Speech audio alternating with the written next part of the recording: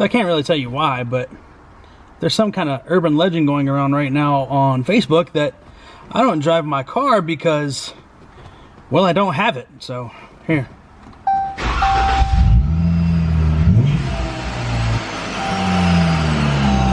She's right here. So I don't know where this rumor is coming from. The only reason I don't drive this bitch all the time is because I have a truck now. I don't have to drive her all the time. I can make sure everything on this car is tip-top shape to go whoop on some SRT ass. Let's get into the video.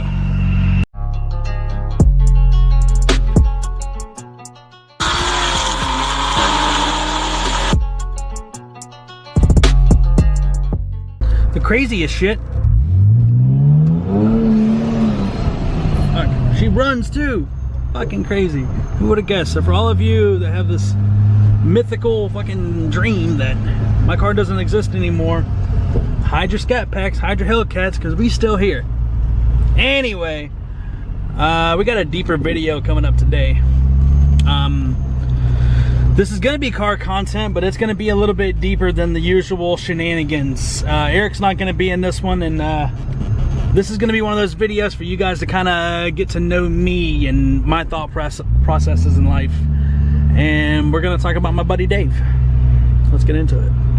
So I figured it's been a long time since we just talked, right? And we're gonna get some car stuff out of the way first, and then we got something deeper to talk about. First, we figured out what the clunking noise on Valkyrie was. It was one of the locking rings on the coilovers. That's fixed. She doesn't make the noise anymore. We've been out testing. She's doing good. Panthers won. Keep pounding. They went and killed it in London today. Proud of my boys. Christian McCaffrey, if you see this video, you're a fucking monster and I need to meet you. But tomorrow's October 14th. Tomorrow is a very, very, very bad day for me. Tomorrow will be the 4-year anniversary of one of my mentors and one of my best friends, for lack of better terms, being murdered. We're gonna talk about Dave. We're gonna celebrate Dave, one of the baddest men I ever knew. So if you ever have one of those friends that no matter what you bet, no matter the challenge, they're gonna do it, that was Dave. Dave was that guy that, hey man, you can't go, I don't know, anything. I mean, seriously, like, the stories are forever. Hey man, we just poured this whole thing of meat in this damn drinking horn. Bet you can't slam it. Bullshit. Gone. Even though he's not going to be able to walk the next day or to bed because we're going to have to carry him, he would have did it. Just to go, no you can't. And even though I was a foot taller than him and probably 85 pounds heavier, he would still try to like wrestle with me, okay? I mean, it taught me a lot about life because for a while following my military career, I was headed down quite a dark road. And what I mean by that shouldn't bother you, shouldn't be of any of your concern, but just know that Dave stopped it.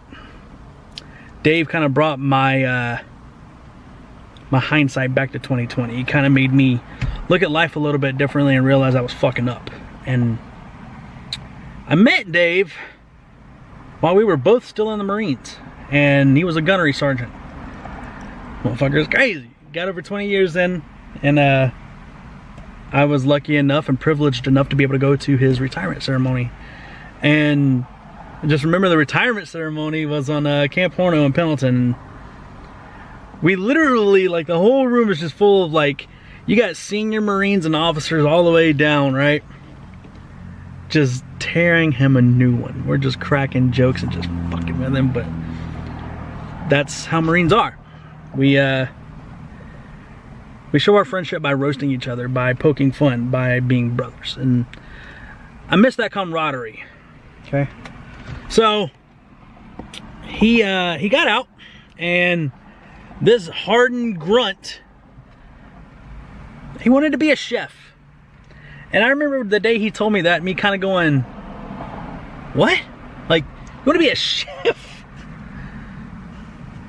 The man could cook everything except bacon. He couldn't cook bacon. I don't know what the hell his problem was, but he would cook the soul out of bacon. That stuff was dust by the time he was done with it.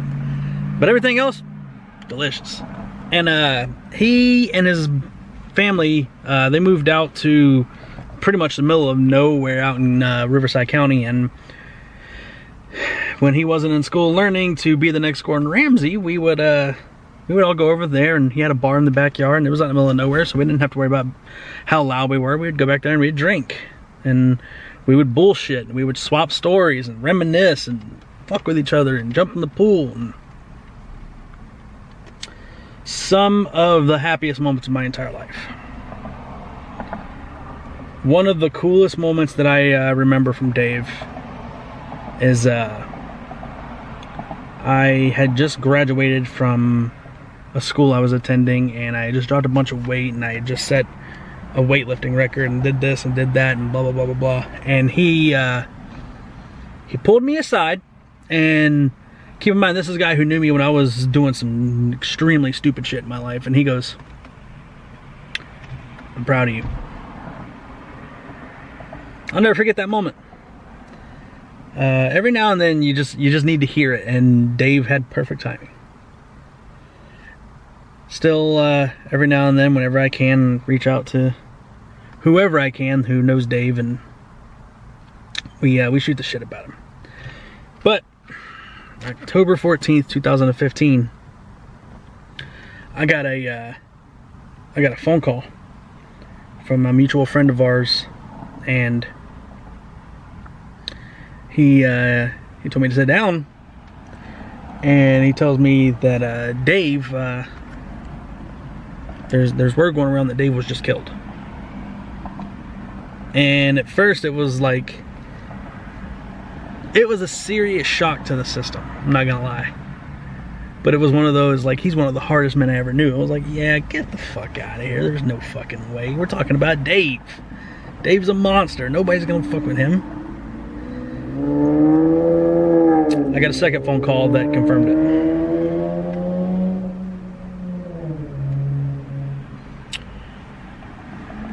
I'm not a crier.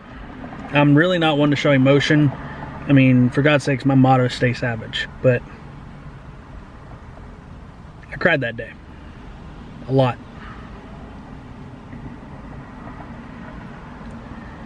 We dropped everything we were doing. Headed out to Riverside. I lived in San Marcos at the time, down in SoCal. And we headed to Riverside immediately. Went and saw his family, did whatever we could do. Just try to get them any kind of comfort. And I mean, they opened their arms graciously, accepted us, let us do what we needed to do. I mean, we had people coming in from Hawaii, we had people coming in from like everywhere. And I remember we went out to his bar, and we started drinking and talking about Dave. It's a very bad day.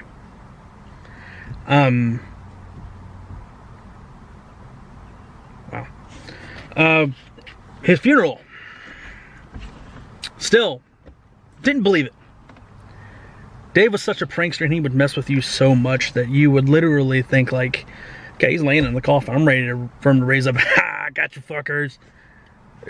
I'm telling you, right now, I was not the only one in that funeral waiting on him to pop up. There's no way. There's no way I was. But he didn't. In the former life I was in, I had just earned a new piece of flash, and that day I decided that piece of recognition was going with him. I asked his wife, Krista, and got her permission to put it in his pocket, and she was like, please. So I did, and we all sat there and remembered him. He had been out of the Marine Corps, I believe, less than 3 months.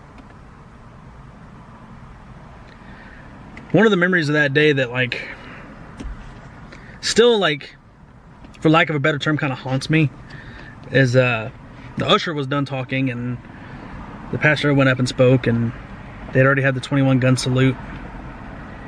Honor guard was there, folded the flag, the whole 9 yards. And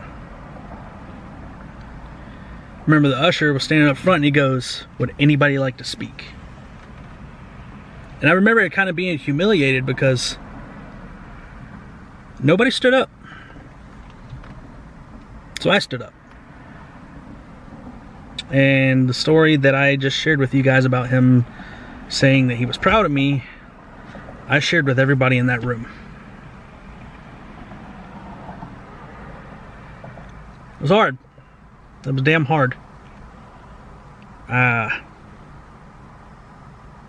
And the reason that he passed had absolutely nothing to do with him. The reason he passed changed more lives than you or I could ever fathom, ever. Dave loved his motorcycle. Dave loved being a part of the motorcycle world. Dave taught me a lot about motorcycles. Dave was riding home from school, and a lady in some sort of SUV thought that a text message was more important than my friend's life.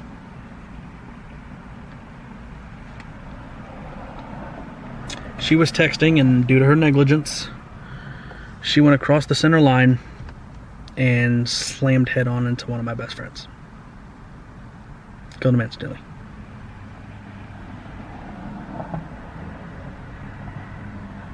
I have the thumbnail picture I have framed in my house, and I look at it every single day, and I wonder if what I'm doing that day would Dave approve. And there's some days that I'm doing something so mundane and just corporate and just BS that I know Dave would be making fun of me. And there are days where I have a bit of a temper and I'm pissed off about something, and I go, Dave would tell me to calm down. That guy has been the driving force behind my temperament for a long time. And the fact that somebody's text message about dinner or whatever it was about was more important than my friend's life, it haunts me a little bit. And the effect that it's had on me today, like I see people driving, and I see people texting, even though there's signs all over Texas now that say state law mandates no texting, no phone while you're driving. I mean, every single vehicle now has some kind of Bluetooth feature where you can just talk. You can send a text. Every car has it. But I see people every day. Probably 9 out of 10 cars that I pass, because I pay attention to everything around me, got great situational awareness. But 9 out of 10 cars that I pass, there's either a phone to their ear or a phone in their hand. You see people swerving in and out of lanes like they're drunk. It's sad, honestly. You're driving a multi-thousand-pound vehicle, and a text message is more important than the lives around you. A phone call is more important than the lives around you. I see you as extremely selfish. I see you as extremely negligent. I honestly feel like if a crash is caused due to your negligence, maximum penalty every single time. Every single time. If you hit one of my vehicles and I've been watching and I saw that you were texting, I'm probably going to get arrested that day myself, because I'm probably going to freak out, because not only did your negligence destroy something I've worked my ass off for, but I see it as you disrespected my friend Dave, even though you've never met him.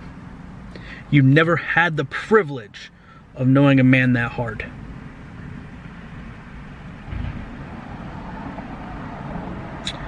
I mean, even in the job I'm in now, I'm an insurance broker, for those of you who haven't connected that dot yet. On a daily basis, I deal with people who want lower insurance rates. They want this, they want that. And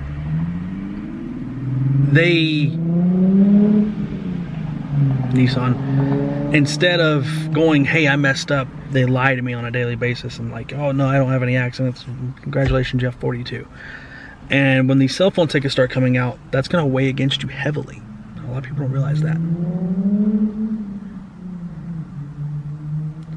So, whenever you're texting, okay, I want you to think about the story I just told you. I want you to think about Dave. This video is obviously a tribute to him. I'm probably going to do one every year. I miss you, dude. More than anybody could understand. I came to you in some very, very, very dark times in my life, and to this day, man, I still think about you. That's all I got today, guys. I mean, sorry for the downer of a video. Sorry for the depression. But a lot of people wonder what makes me the way I am. There's part of it. So, put the phones down. Make it home to your wife, your kids, your significant others, your family, your cousins, your co-workers, whatever. Make it home to them. Don't do something stupid. Just don't. It's not worth it. It's never worth it. It's not a text message on this planet that is worth your life. Okay? You can like this video. You don't have to. You don't have to share it. Because today I'm using this as kind of a way to get what's on my mind. What's all over my mental out there. So I'm using this as my own little personal diary, I guess.